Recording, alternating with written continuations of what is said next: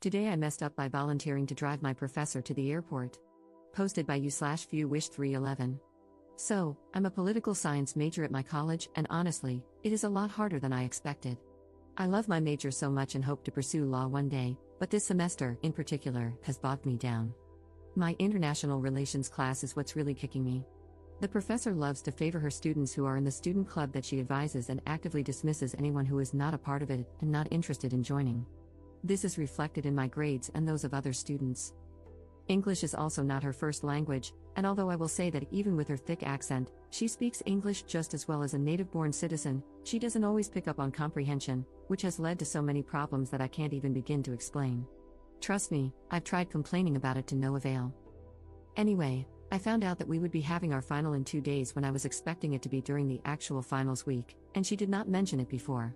I freaked out, thinking I was going to flunk because even though I know the material, I know she'll grade me poorly because she flat out doesn't like me. Well, here's where I messed up. We were having class today, and as I was having a panic attack, my ears perked up. She asked if anyone could take her to the airport next Tuesday, and if they could, she would pay them $50. I looked around, waiting for someone to offer, but no one did. I sort of felt bad because, even though she has been downright rude to me, it makes me sad to think this is the first year she is spending without her husband, who died last semester. She was taken aback when I volunteered, but she gave me her phone number and address at the end of class. I told her, extremely confidently, that she didn't need to pay me $50 because it really wasn't that far to drive for me. She then gave me a weird look and told me that she absolutely had to pay me for gas, as we would be going through a lot of it.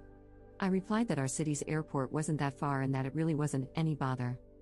She then raised an eyebrow and gave me her signature condescending look before informing me that she was going to the ATL airport, which, at best, is 2.5 hours away from me according to Apple Maps' estimated time for that date.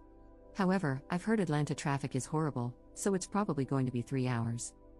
I do have a final that Tuesday at 1 p.m. However, I informed her of this and warned her that it could make me late and that she might want to find someone else. But it's a blow-off class, and his final is supposedly only about 30 minutes long. Plus, she lives close. I also haven't factored in whether or not she is traveling internationally, which, judging by her painfully thick Italian accent, she probably is. I haven't heard much from her about any family living in the States with her. If so, I assume she needs to be there 3 hours early, and from my best estimates, if I leave at 1:30 and don't get slammed by traffic, I could get her there by 4 for a 7 p.m. flight.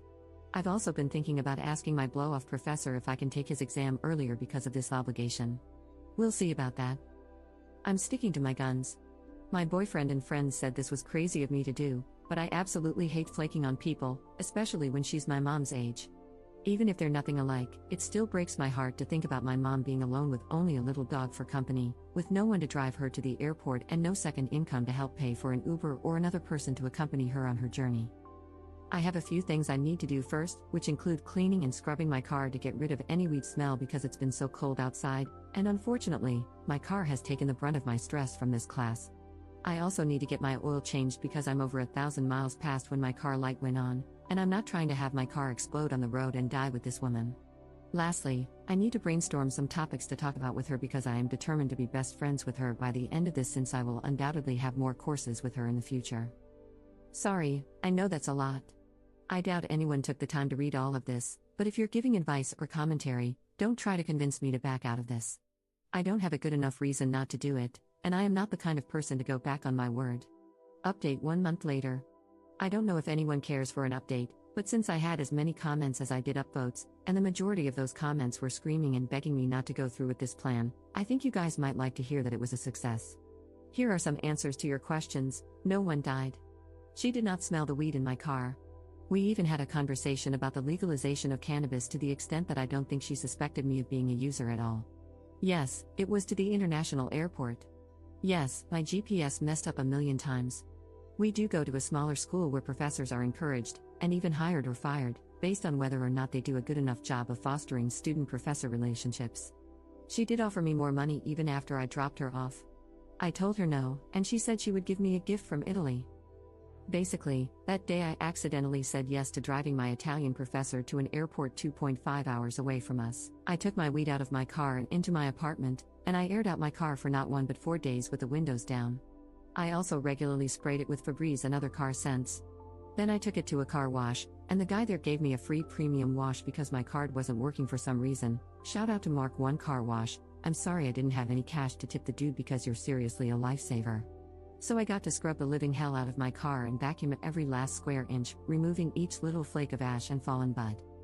Then, that day, my laptop decided to die right when I needed to take my final, before I had to pick up my professor, so I was 15 minutes late and had an empty gas tank. She ended up paying for my gas, and her dog sat quietly in the back seat. I awkwardly told her she could look at my CDs if she wanted to play music since all I had was a speaker for podcasts. However, she simply said no and that we could find other things to talk about during the car ride. And we did. We talked for 2.5 hours about social justice, international politics, traveling, life, family, and learning. It was actually the best conversation I'd had in a long time.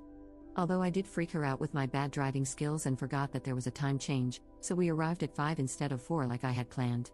That meant we were not only stuck in work traffic but also an hour late to a busy airport, with her flight departing at 7. It was really refreshing to talk to someone who has gone through so much change. She grew up and studied in Italy before her late husband, who was then her boyfriend, convinced her to move to the States so he could teach at a prestigious university. Obviously, I'm not including real details. She has since bounced around the United States and the world, working with different international organizations and teaching at many good schools before making her way to mine. I have no idea why she stays at my school, and I asked her why she has stayed there since her husband passed away last year and all her family lives in Italy. She simply said that she loves her independence, that she loves change, and that when she feels there is another good opportunity, she'll move again. But for now, she has a lot of love and support where she is. She also said that love and support are key to change, even if you don't have a partner or someone to travel with or to, knowing that you have loved ones rooting for you, no matter where they are in the world, makes change so easy for her. Because the love never changes, even if the flight numbers do. She also told me I didn't need to live such a strict life plan. Some backstory: I was born in France, which makes it much easier to get citizenship there since the country recognizes that I have a stronger connection to it than someone who wasn't born there. I had always thought I would just do my undergrad, go to law school, and live near my parents and my boyfriend so I could be with them and take care of my family. When I told her my plan, she tried her best not to wrinkle her nose and told me that, although it was unsolicited advice, my connection to France, a strong country in the EU, was too good of an opportunity to pass up. After all, if I had French citizenship, I would be eligible to work, live, vote, and access services in any and all EU/EA countries. She told me that living near my family was fine and that she understood that well enough, but that I also have other family members to help take care of them. She said she doesn't want me to fall into what so many women do. I agreed with her when she said she has only ever heard women say they need to live near their parents or partner because someone has to be the caretaker, and that it's never meant opting out of opportunities or bigger horizons because they're worried about getting married or taking care of their parents. By the end of it, I felt like I had thought about things I had never given myself the room to consider because I didn't want to dream about things that wouldn't happen. But now I know they could happen, and I have more opportunities than most to live a crazy life. I'm glad I talked to someone who loves change so much because I was finally able to understand why someone could.